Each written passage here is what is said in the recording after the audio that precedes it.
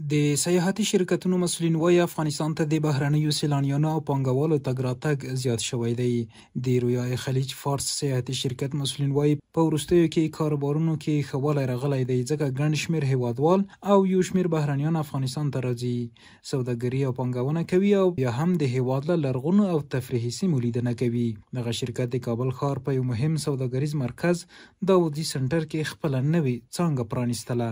14مین نمایندگی خود را به خاطر خدمت به هموطنان عزیز در شرکت تجارتی داودزی افتتاح نموده و خدا کنه که بتوانیم بر هموطنان عزیز مستر خدمت باشیم. سرمایه گذاری در کشور ما خوب شده. همچنان ما تقریبا حدود یک 3 هفته در کشور قطر بودم و ما تصمیم این است که زیادتر به سرمایه گذاران کشورهای مثل قطر، امارات همکاری بکنم که بیان در کشور ما سرمایه گذاری بکنن و بتونیم اقتصاد کشور خود را رشد بدیم. الحمدلله امروز کدام زمینه ای که مساعد هستند به خاطر تجارت، یقینا این قسم زمینه قبلا نبود که علی این زمینه مساعد شده. مثلا تجارایی که داخل کشور هستند یا خارج کشور هستند سر اونها صدا میکنم. امروز ما در محفلی که ما اشتراک کردم که اینجا یک شرکت افتتاح شد، یقینا بسیار خوشحال شدم. ای کاش که تجارایی که در داخل کشور هستند یا خارج هستند این رقم بیاید در اینجا همین قسم شرکت ها و همین قسم پروژه ها را افتتاح کنه تا خودشان هم برای نفع حاصل کنه و برای افغان ها هم زمینه کار مساعد شود. زمونږ وطنوال که داخل کې دي او که خارج کې دي دې ته زړه ښه کوي چې افغانستان کې سرمایه ګذاري وکړي. مختلف بخشو کې بعضې دوستان چې هغوی په اروپا کې دي یا په خارج نور ممالکو کې دي، زمونږ یو بخش چې د هغه کنسلټنسي ده، نو هغوی موږ سره بعضې وخت تماس نیسي، مشوره کوي چې آیا افغانستان څنګه ده چې موږ راشو دلته سرمایه ګذاري وکړو. نو موږ ورته ډېر ښه آپشنونه ورکوو.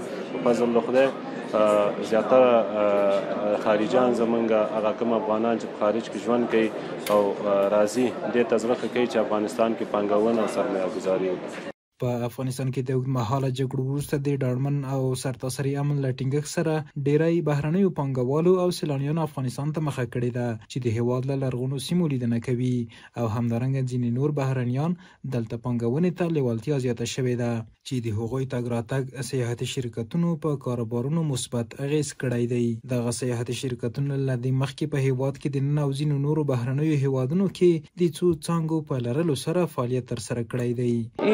نمایندگی خود را که ما افتتاح کردیم اینجا 14مین نمایندگی ما در شرکت تجارتی داودزی است. در منزل تحتانی نمبر دفتر ما 20204 و ما خدماتی را که بر هموطنان عزیز ارائه میکنیم از قبیل ویزه عمان است، ترکیه هست، قطر است، ازبکستان است و همچنان امسال ما خدمات حجمره را بر هموطنان عزیز ما میخوایم ارائه نماییم. اگر خلیج فارس ویزای عمان میگیره یا از قطر میگیره یا از ترکیه را میگیره یا حج عمره است، اینا همگیش به محققت انشالله ما ویزایی را که مشتریایی را که گرفتیم امور ما کارش تکمیل کردیم و همه دوستا و مشتریای ما از پیش ما خوشحال هستند. تا فعلا هم که ترکیه رسیدند، در فرانسه رسیدند، در بلژیم هستند، در مملکت های اروپایی هستند، همش امرای ما به تماس هستند و از ما خوشحالی و خوش هستند.